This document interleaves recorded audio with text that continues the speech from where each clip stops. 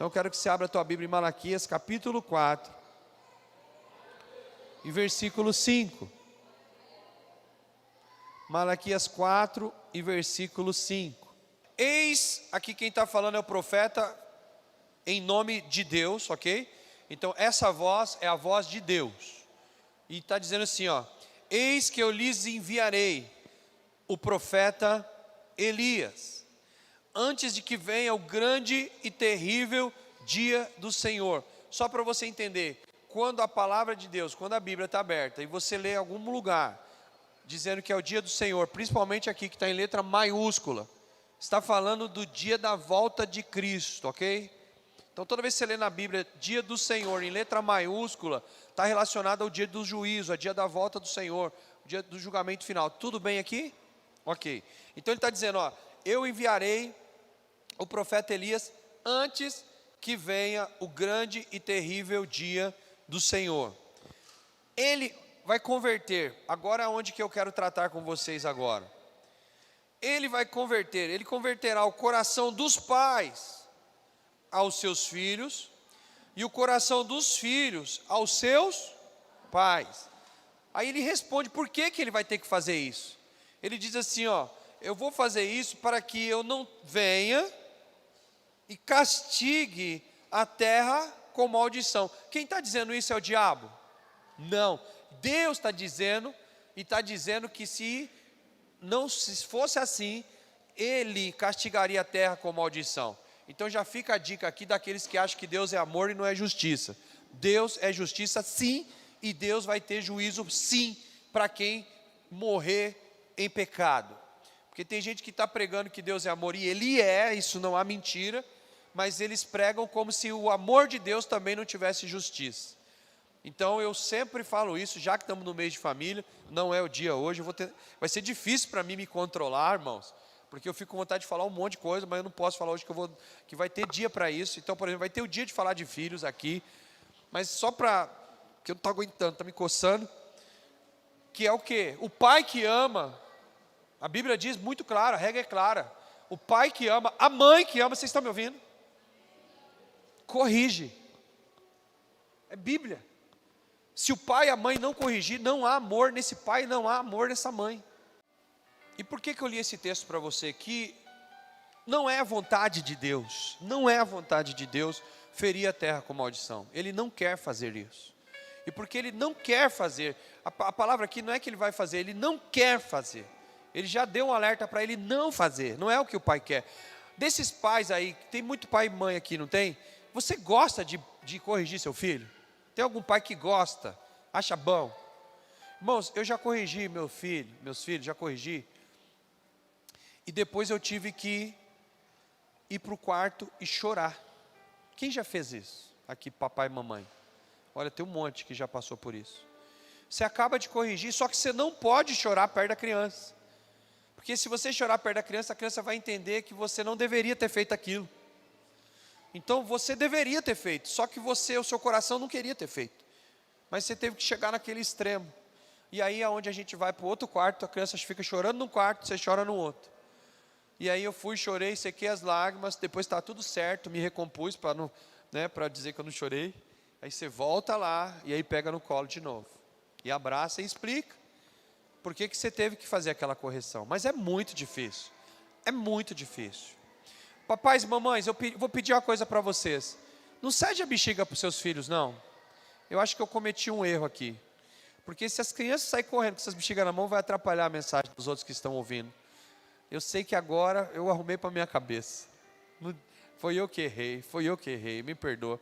Mas se vocês conseguirem não entregar na mão deles, eu agradeço demais. Porque eles vão sair brincando aqui nos corredores, essas bexigas, e ninguém consegue prestar atenção. Mas vamos lá. Papai e mamãe, a gente não quer corrigir. Deus não quer corrigir, gente. Não é esse desafio. A gente pensa, porque o inferno, porque não sei o quê. O inferno não foi construído para pessoas. Deus não fez lago de fogo para a gente morar lá. Não é da vontade de Deus que ninguém vá para o inferno. Porque Deus criou o inferno para mandar o pessoal. Não, Deus fez inferno para o diabo. Deus fez inferno para os demônios. Deus não fez inferno para pessoas. O problema é que tem pessoas que estão escolhendo ir para o inferno. Mas não é a escolha de Deus. Deus não escolheu isso para ninguém. E na verdade, Deus sofre por cada indivíduo que nasceu. Porque cada indivíduo que nasceu, nasceu com a autorização de Deus. Você já é um vencedor desde quando você nasceu. Não sei se já te contaram isso, é uma história antiga. Mas você é um vencedor. Me explica por quê, pastor? Porque eu só vejo desgraça na minha vida desde quando eu nasci. Mas você já nasceu vencedor, é que depois te enganaram, dizendo que você não era. Mas no meio de milhares e bilhões, sei lá, de espermatozoides, você ganhou a corrida, irmão. Você já era um espermatozoide vencedor. Isso estava tudo, ou seja, na formação divina, no útero da sua mãe, estava tudo certo. O problema é que quando você brilhou ali dentro, puf, nasceu, aí a sociedade começou a empurrar a carga do pecado do mundo em cima de você. E muitos dos que estão sentados aqui, a carga veio já dentro do útero da mamãe, como eu. A minha mãe, eu sou uma pessoa de uma tentativa, sou fruto de uma tentativa frustrada de um aborto. Por causa dessa tentativa frustrada, na base de remédios, eu tive muitas doenças. Até hoje eu carrego sequelas no meu corpo. Então, mas quando Deus me formou, Ele não me formou como um perdedor que ia morrer. Mas a pressão do mundo e do pecado do mundo, da minha mãe, do meu pai, de pessoas, quase roubaram a vida daquele campeão. E eu ainda era sem forma e vazio ali, só aquele negocinho esquisito. Mas o diabo já estava tentando tirar a minha identidade. Vocês estão aqui, amados? Mas olha que coisa maravilhosa. O prazer de Deus é resgatar os seus filhos. E eu fiquei sabendo da história original, agora há pouco tempo, tem poucos anos, 5 anos atrás. Eu fiquei sabendo dos detalhes. E aí quando os detalhes vêm, aí você fica sabendo da soberania de Deus. Eu sou de 1974. A tecnologia brasileira é sempre atrasada, então naquela época, minhas 2 irmãs nasceram com parteiras. Eu fui o primeiro que fui nascer no hospital. Então quem fazia o parto era parteira com as coisas mais rústicas, né, do interior. E é claro que quando a minha mãe foi tentar fazer isso, ela foi conversar com uma dessas parteiras abortivas, né? Não sei com que nome que dá para isso. E aí estava tudo certo, estava tudo resolvido. E a mulher já deve ter feito centenas de abortos. Sei lá como, nem me pergunta, que eu não gosto nem de tocar nisso, que eu fico muito esquisito demais de pensar. Negócio de agulha de crochê, é estranho. Mas chegou o dia de tirar eu. E aí, não sei que cargas d'água, a mulher pegou aquele estetoscópio, que era antiquado, irmão. A gente está falando de 1974, não é esse de hoje, moderninho. É os antigão lá. E quando ela pôs o estetoscópio, a minha mãe fala que era muito rasa a gravidez, não sei quanto tempo, 2 meses, talvez, 3, não sei. Era muito pequenininho. Ou seja, hoje para você ouvir o coração de uma criança, você precisa dependendo do grau da gravidez, você precisa do quê? Você precisa de ultrassom, né? Para ouvir. Mas aquela mulher, aprova o Senhor, que ela pôs o estetoscópio na barriga. E quando ela colocou, é como se Deus aumentasse o volume do aparelho.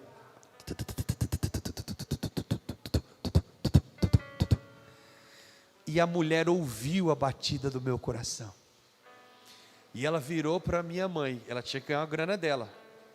Mas ela virou e falou: eu não vou tirar essa criança porque eu ouvi o coração batendo. Deus estava lá, irmão, me salvando. E olha que coisa maravilhosa, o tempo passou, essas histórias aconteceram, minha vida é um livro. Mas está eu aqui agora com o microfone na mão falando que há salvação para você também. Talvez como eu, tem outro sentado aqui com a história parecida ou pior que a minha.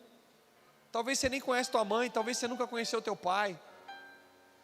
O que eu estou querendo dizer para você é que independente de você ter conhecido tua mãe ou teu pai, ou sua mãe foi ruim, ou seja lá o que foi, o que eu quero dizer para você é que o Deus que nos gerou, o Pai eterno, Ele te ama, Ele te constituiu vencedor desde a primeira vez que você foi gerado na tua mãe. Ele te constituiu como alma vivente, Ele te ergueu e te levantou. E se você está aqui, levante suas mãos, porque se você está nesse lugar, é porque independente da vida que você levou aí fora, independente dos traumas que aconteceram, o Pai do céu, se os da terra não te amaram, mas o Pai do céu te amou desde o ventre da tua mãe, e Ele está aqui de novo, repetindo isso. Talvez você já ouviu isso outra vez, e Ele está dizendo, mas eu estou repetindo, eu quero repetir, para que Ele entenda que eu amo Ele, mas Ele não entende, ela não entende, então eu estou repetindo, Deus te ama, Ele sempre quis o teu bem, e você está aqui só para ouvir isso de novo.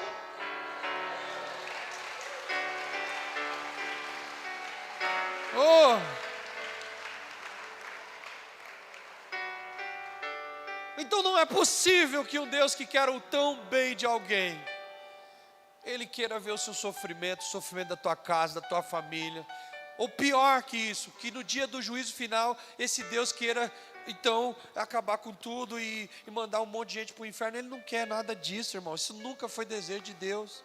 Então Deus está dizendo assim, o meu desejo é que no grande e terrível dia, eu não precise ferir a terra com maldição, eu não quero precisar fazer isso.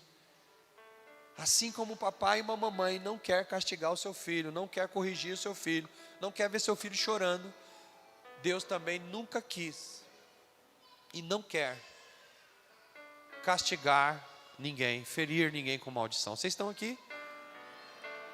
Posso continuar? E aí Ele vem e nos dá essa estratégia profética. Ele fala que vai vir o Elias, ou o espírito do Elias. O Elias já morreu, tá bom, irmãos?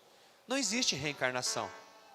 Então se Ele está falando que vai trazer um Elias de volta, não está falando do Elias carne, Ele está falando do espírito que habitou em Elias. Ele está falando do mesmo poder, do mesmo tipo de ação. O Elias, ele se levantou nesta terra para batalhar contra uma mulher chamada Jezabel. A Jezabel queria calar a voz de Deus na terra. Mas a Jezabel, irmãos, ela adorava tantos deuses. E dos deuses que ela adorava, tinha um deus chamado Apolo, e tem outros nomes também. É um deus que a figura dele, eu não sei nem se convém eu falar esse nome, eu vou falar, depois cabe a você se virar e explicar para o teu filho o que significa isso, azar o seu. Mas o Deus que a Jezabel adorava, existe até hoje. Se você viajar aí para algum lugar dos Orientes por aí, você vai encontrar alguns altares desse Deus, e simplesmente era um pênis levantado, erguido. E ele tinha uma mulher chamada Sera, esse Deus tinha uma mulher, e essa Sera era podre, essa deusa. Ela requeria, esses dois deuses juntos, eles requeriam prostituição. Ou seja, a mulher, a tal da Jezabel, que casou com um homem da família de Deus, o Acabe, eles se tornaram uma família totalmente corrompida, corrupta, uma família prostituída. Pensa, irmão, vai lá o marido, a mulher, os filhos também, e participavam de orgias, todo mundo junto. Era podre, um negócio nojento. Tem uma dessa aí na televisão, ainda fala que na televisão, na internet, tem uma maluca dessa aí. Tem uma maluquinha dessa aí, com o mesmo espírito da Jezabel. Está na internet, fala que é crente, mas faz sexo com o próprio filho. Já fez ou faz. Mas uma coisa eu sei, ela tira foto lá e pede para o filho tirar foto nua dela. Pede para o filho filmar ela se prostituindo. Gente, existe isso, pastor? Existe. Pois não? Chegou? Tá. Vai organizando lá, fecha a porta. Quando tiver tudo prontinho, você me avisa. Só quando tiver tudo certinho. Mas vamos continuar aqui. Então o mesmo espírito, olha para mim. Esse mesmo porcaria que tinha no tempo de Jezabel e Acabe, também está nos nossos dias hoje a mesma coisa. O mesmo lixo. E ele está dizendo o seguinte, se é a mesma lixaiada, se é a mesma podridão, se é os mesmos demônios, então eu preciso também levantar um que tenha o mesmo tipo de poder vindo dos céus para combater esses demônios familiares. E aí ele fala que vai enviar um Elias, ou alguém que tem o espírito de Elias. E esse alguém nasceu, o nome dele era João Batista. E o João Batista chegando. Ele chega anunciando Jesus, ele chega falando que Jesus vai vir, que o reino de Deus está chegando, chega chamando o pessoal de raça de víbora. Elias chega igualzinho, o João Batista, perdão, ele chega igualzinho o Elias chegou na época dele. A Jezabel ameaçou Elias de morte. Agora a mulher do Herodes, no tempo de Jesus, também ameaça o João Batista de morte. Tudo igualzinho. João Batista, ó, cortaram o pescoço dele. Por quê? Porque ele foi falar que a cunhada estava deitando com o rei. Uma prostituição na casa do rei. Vocês estão aqui? Então o que Deus está dizendo? Presta atenção, vou fazer você entender. Eu sei que estou misturando um monte de coisa aqui, talvez tem pessoas que não vão conseguir interpretar. Mas deixa eu te falar, resumidamente. A família do Acabe e da Jezabel estava destruída. Deus não era mais o Deus legítimo de dentro da casa deles. Eles estavam adorando outros deuses e já estava cheio de porcaria doméstica. A casa estava um lixo e Deus mandou Elias vir e consertar a casa deles. E não é só a casa dos reis, porque a casa dos governantes estava assim, a casa da população também estava assim. Tempo de João Batista, a casa do Herodes estava uma porcaria, uma corrupção lá. Mesma coisa, por causa que a casa dele estava assim, a nação estava assim. Brasil, vamos falar de nós agora? Falar da vida dos outros, vamos falar de nós? Porque o governo está assim, o Brasil está assim. Tudo isso de lixo que você não gosta, que você detesta aí nas suas ruas, que você olha e acha horrível. Eu tenho um monte de coisa que eu acho, eu nem vou ficar citando aqui, que a lista é gigante, que eu não concordo, que eu acho horrível. Mas isso está descendo da onde? Dos nossos reis, dos nossos governantes. E desce essa potestade maligna e se espalha para a nossa nação. Vocês estão aqui ainda? E aí vem Deus e diz, eu não quero que seja assim, eu não quero isso. Eu não quero ter que voltar e ter que amaldiçoar essa terra e ferir a terra com maldição. E por isso eu estou enviando o espírito de Elias nesta última geração. E agora esse espírito de Elias está sendo falado na boca dos profetas atuais. E não se engane, olhe para mim. Em certo sentido, ou em todos os sentidos, eu também agora, essa noite, estou falando em nome do espírito de Elias também. É o mesmo espírito, irmão. E a gente começa o mês da família trazendo um sinal de alerta. Olha, vamos consertar a nossa casa. Eu quero consertar sua casa, Deus está dizendo. Mas para que haja conserto e eu não fira a casa com maldição, precisa de haver uma conversão de pais a filhos e de filhos aos pais. Mas a gente, quando fala de conversão de pais a filho e filho a pai, a gente está entrando em um monte de problema. Porque às vezes dentro de uma casa, preste atenção, e eu vou ficar só no termo doméstico, porque isso também entra na igreja. Por quê? Porque os nossos líderes, os nossos pastores, aquelas autoridades que estão sobre a gente, eles também são pais espirituais. Então existe também essa colocação, usando para a conversão dos filhos espirituais para os pais espirituais. Mas não é disso que eu quero tratar da família mesmo. Agora, se o coração do filho tem que ser convertido ao pai, do pai ao filho, deixa eu te falar onde começam os problemas. Às vezes o coração do filho está contra o pai, mas o problema não está no filho. O coração do filho está contra o pai, porque a mãe convenceu o filho que o pai não presta. Às vezes o coração do filho está contra a mãe, porque o pai convenceu, e quando eu falo convenceu, não é que ele ficou falando, convenceu com as suas ações. Você imagina uma criança crescer e só ouvir o pai falando mal da mãe. Sua mãe é uma preguiçosa, ou mulher preguiçosa, ou mulher não sei o quê. E ele cresce ouvindo e assistindo. Chega uma hora que essa criança, ou ele vai ficar olhando para a mãe dele com aquela figura que o pai disse, ou ele vai criar um ódio tão grande do pai porque está falando mal da mãe dele. Vocês entendem isso?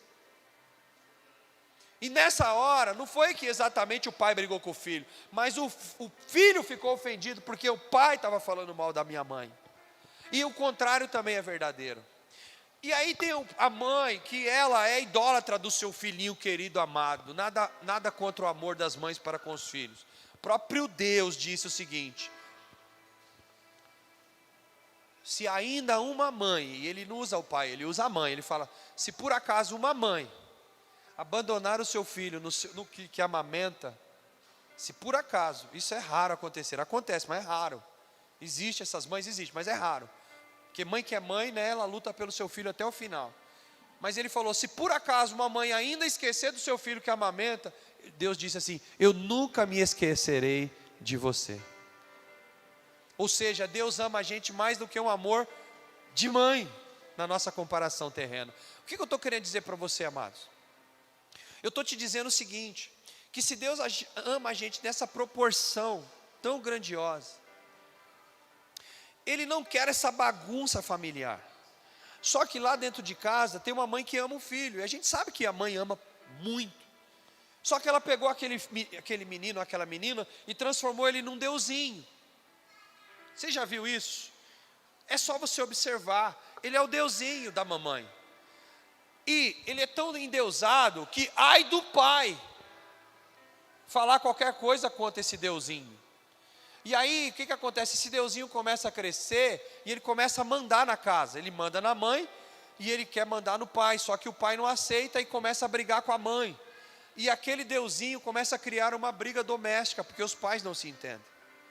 E quando aquele deusinho cresce, ele vai ficar do lado de um dos dois, ou contra os dois. Normalmente esse deusinho, ele cresce e fica contra os dois, ele fica contra o pai e contra a mãe. É normal isso. Esse Deus se voltar contra o papai e a mamãe. Então a gente tem aí uma série de situações domésticas que foram criadas até desde quando a criança era bebê de colo. E papai e mamãe já não conseguiam se tratar e os filhos entraram nisso. Eles entraram nessa onda. E agora eu tenho mãe contra pai, pai contra mãe, filho contra pai, filho contra mãe, mãe contra filho, filho que defende pai, pai que defende filho. E aquela bagunça. A sua mãe, e aí os pais, eles ficam naquela. Quem já ouviu essa palavra aqui? Quem que já ouviu essa frase assim? O filho foi pedir, pai, posso fazer não sei o que? Ela fala com a sua mãe. Quem já ouviu isso? Aí você vai falar com a mãe. Mãe, eu queria não sei o que lá. Fala com seu pai. Eu já falei com meu pai, ele mandou falar com você. Ah, não, mas fala com ele que resolve. Pai, falei com a mãe, ela falou que você que se resolve. Ah, eu não vou me meter nisso não, porque sua mãe decidir, está decidido. Quem já passou por isso aqui?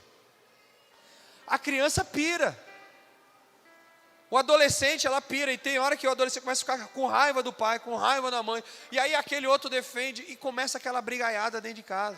E eu nem estou colocando coisas externas. Você percebeu que eu nem estou colocando coisas externas? Eu não estou colocando avô, não estou colocando sogra, não estou colocando nada. Estou colocando só o que está dentro de casa.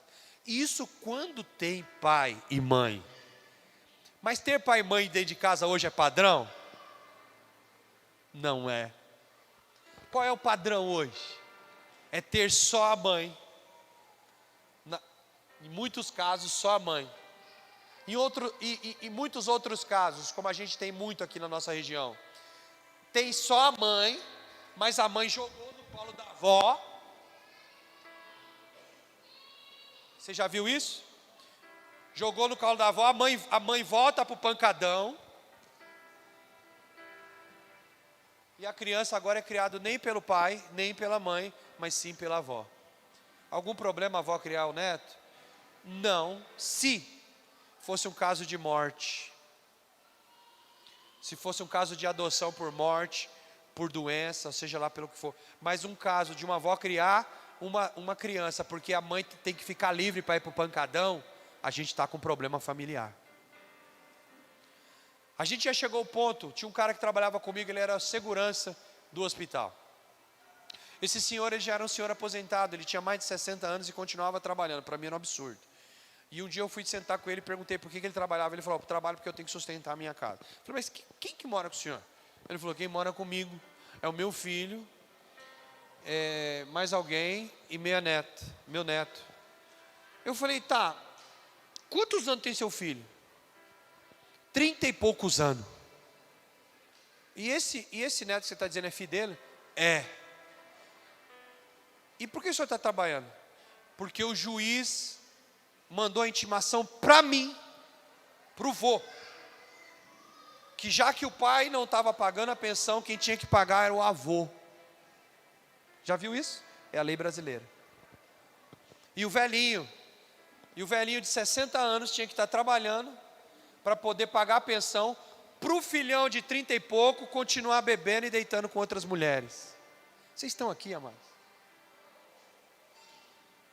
Então, a família está toda bagunçada hoje. O contexto familiar está bagunçado. Poderia ficar aqui, no seminário de final de semana inteiro, falando só sobre família. Não dá tempo. Não dá tempo. Mas o que eu tenho para hoje, para te dizer hoje, é que Deus está olhando para tudo isso, tudo. E Ele está dizendo, eu não quero que seja dessa maneira. De alguma maneira eu preciso converter o coração desses filhos aos seus pais, ainda que eles sejam separados, ainda que eles sejam divorciados. Eu preciso dar um jeito de haver aproximação familiar, do pai para o filho, aquele pai que nunca viu o filho. Irmãos, eu sei que tem alguém aqui nessa situação, mas se você é daqueles filhos ou filha, que diz assim, eu nem quero ver esse homem, não chama esse homem, não é o meu pai. Eu nunca vi, eu não quero vê-lo. Não preciso saber onde mora. Se Deus quiser, eu vou morrer e não precisar enxergar a cara desse fulano. Ele está falando, sabe de quem? Do pai que ela nunca viu, que ele nunca viu. Ou da mãe que abandonou e deu para alguém. Meu irmão, independente do que o ser humano chamado pai e mãe fez, precisa de haver um perdão dentro do coração. Independente do que o filho, se ele aprontou, se ele é vagabundo, seja lá o que ele for, eu não estou dizendo que você tem que concordar, entende? Vocês entendem que eu não estou dizendo que é para concordar com o que foi feito? Eu não estou concordando com as coisas que foi feita. Eu não estou concordando com a mãe que abandonou o filho. Eu não estou concordando com o pai que abandonou o filho. Eu não estou concordando com o filho que desrespeitou os pais e até hoje desrespeita. Não há uma concordância minha e nem da Bíblia sobre tudo isso. Mas o que Deus está dizendo é, não posso morrer com essa amargura no meu coração. E se a gente está no final de semana de cura, porque esse final de semana é de cura, então aprove o Senhor que essa palavra desse domingo também é para curar. Então em nome de Jesus, eu não sei se você veio aqui achando que ia só pegar a pessoa e abraçar ela e ir embora para casa, mas se você veio aqui, sentou e está me ouvindo, Deus quer curar teu coração, talvez sobre teu pai, talvez sobre tua mãe, talvez sobre o teu irmão, talvez você não tenha problema com pai e mãe, você não tem problema nenhum, mas talvez você tenha um problema sério com a tua irmã, você tem um problema sério com o teu irmão.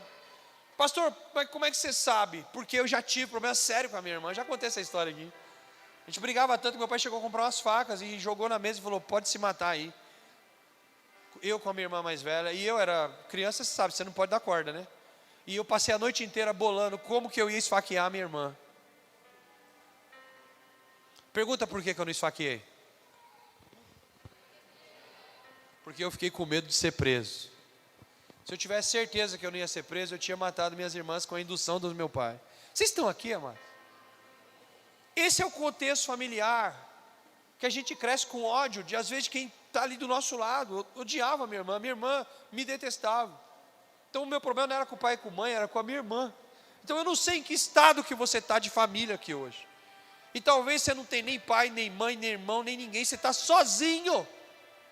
Falando, pastor, você está falando tudo isso, seu discurso é bonito, mas eu nem tenho A, nem B, nem irmão, nem pai, nem mãe, eu sou um solitário, eu sou igual o Zorro, sozinho, solitário. Gente, eu fui lá no Zorro, ninguém conhece Zorro aqui, meu, isso aí é coisa de velho. Tá bom, irmão, Batman, tá bom para você? É, pastor, o senhor está velho. Oh, brincadeira, está dizendo que o pessoal chegou. Aleluia.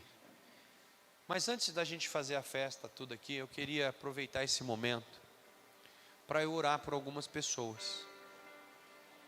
Porque essa conversão, esse perdão que a gente está falando aqui, não estou falando de coisa, vocês estão aqui, olha para mim.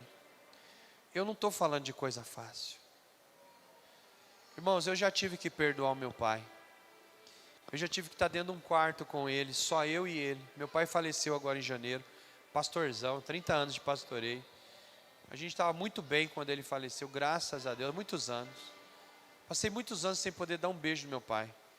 Mas depois que houve um perdão, uma cura, a gente voltou a se beijar. Isso eu estou falando depois de casado já.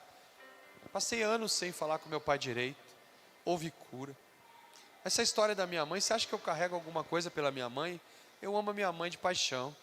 A minha mãe é uma bênção, amados. Mulher de Deus. Por que, pastor, que você fala tão bem dela? Você acabou de falar de uma história horrível. Porque, perdão, o nome disso chama-se perdão. E a tal da irmã que você queria matar ela? Meus irmãos, a gente tem um contato tão legal. A gente tem nossas diferenças ainda. Mas, irmãos, ela ora tanto por mim. Né, Dri? A minha irmã ora tanto por mim. Muitas fases da minha vida difíceis, ela orou tanto. Fases difíceis da vida dela, eu tive lá, a minha esposa, para poder aconselhamento. Olha só, a minha irmã mais velha que eu, mas eu fazia aconselhamento para ela, uma coisa maravilhosa. Irmão, estou falando da mesma irmã que eu queria matar. É a mesma.